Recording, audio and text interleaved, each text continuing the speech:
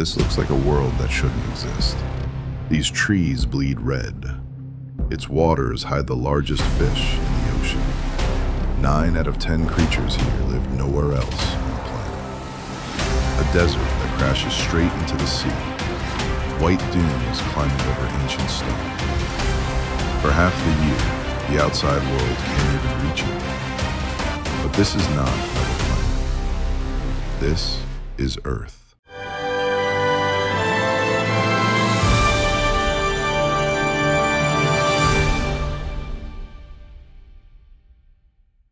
In the far corner of the Indian Ocean, off the Horn of Africa, sits one of the strangest places on Earth.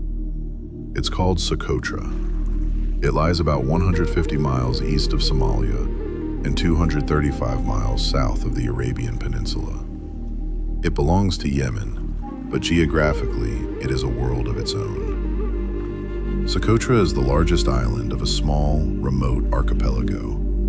The island stretches nearly 80 miles from end to end. It covers roughly 1,400 square miles of mountains, plateaus, and empty coast. Its name may come from an ancient phrase meaning the island of bliss. But the real story of Socotra begins millions of years ago. Once, it broke away from the ancient landmass and drifted into isolation. Cut off from everything, its plants and animals were free to become strange. For more than 6 million years, life here followed its own rules. And every year, powerful monsoon winds return. The seas turn violent, and the island vanishes from the world for months. This is the very tree that made Socotra famous, unlike anything anywhere else. If Socotra has a face, this is it. The dragon's blood tree. At first glance, its branches all reach up and out the same way. They form a rounded crown like an umbrella or a giant mushroom. But its strangest secret is inside. Cut the bark and it bleeds a deep, dark red. Ancient people were certain it was the blood of dragons, and the name stayed. That red sap was once carried across the world, used as dye, as medicine, even as varnish. And the shape isn't just beauty, it's survival. Rain is rare here, so the upturned crown catches the mountain mist, and tiny droplets run down and drip straight to its roots. But the dragon's blood tree isn't alone. All across Socotra, plants have turned into a living experiment. Take the desert rose. It has a swollen, bottle-shaped trunk that stores water like a tank. In spring, these fat gray trunks explode with bright pink flowers. Then there's the cucumber tree, the only one of its kind on Earth. It's a distant cousin of the cucumber you'd find in a salad, grown into a fat, clinging tree.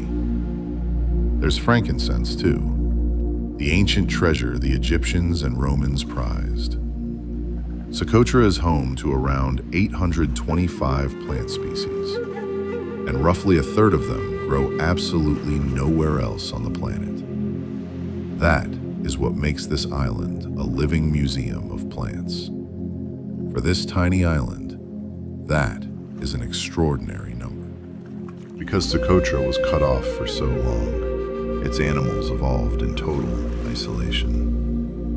Around 11 bird species live here and nowhere else. The Socotra starling, the Socotra sunbird, the Socotra warbler, birds that belong to this island alone. Above them glide Egyptian vultures, so common they scavenge right beside the villages. But the real surprises are lower, on the ground. Almost every night, its geckos come out, and nearly all of them are found only here. There's even a legless lizard, an endemic little dragon that never left the island. That's what makes Socotra so special. And here's what it does not have. No lions, no wolves, nothing that hunts the animals here. It gives the whole island a gentle, untouched feel. A place where nature was simply left alone. But the real show is underwater. The waters around Socotra are alive. They're home to coral reefs, to dolphins, and to sea turtles, and to whale sharks, the largest fish in the entire ocean, gliding silently with almost no people around to disturb them. The same isolation that shaped the land protected the sea, an entire world left alone long enough to become something no one else could imagine. But Socotra is more than its trees and its wildlife. The land itself is a masterpiece. Deep canyons cut through ancient limestone, carved over millions of years.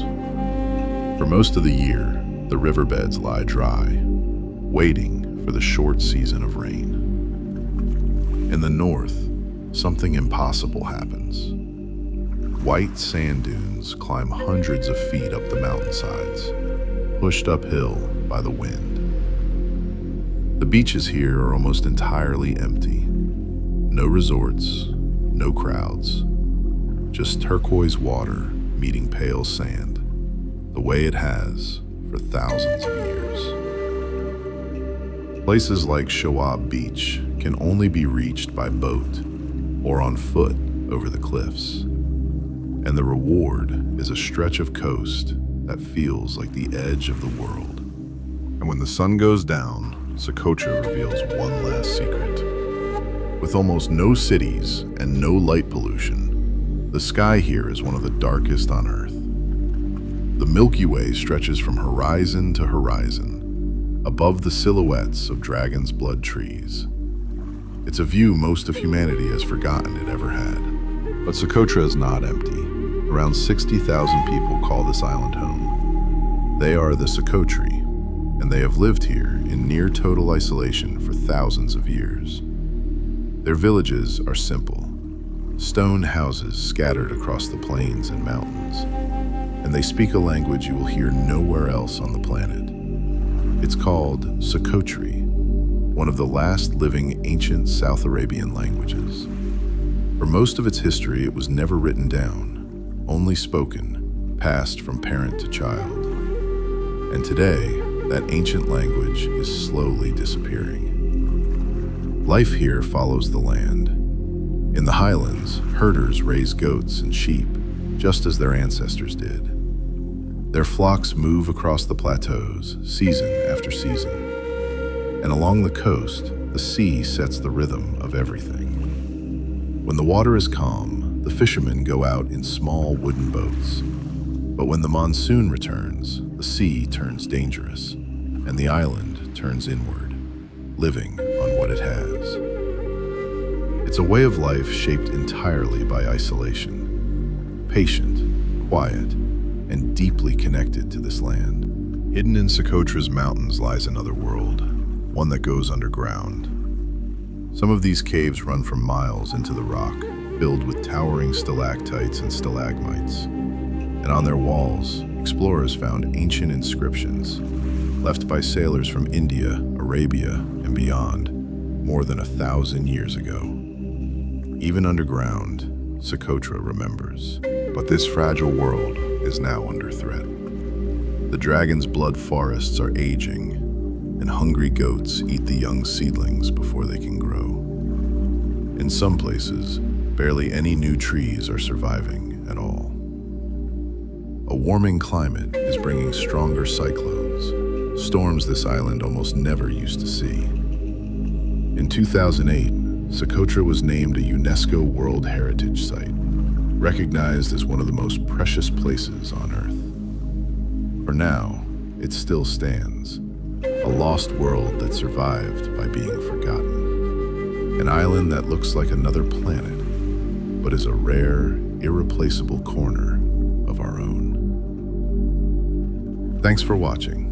If you want to keep exploring the hidden corners of our planet, subscribe to Worldvale, and we'll see you on the next journey.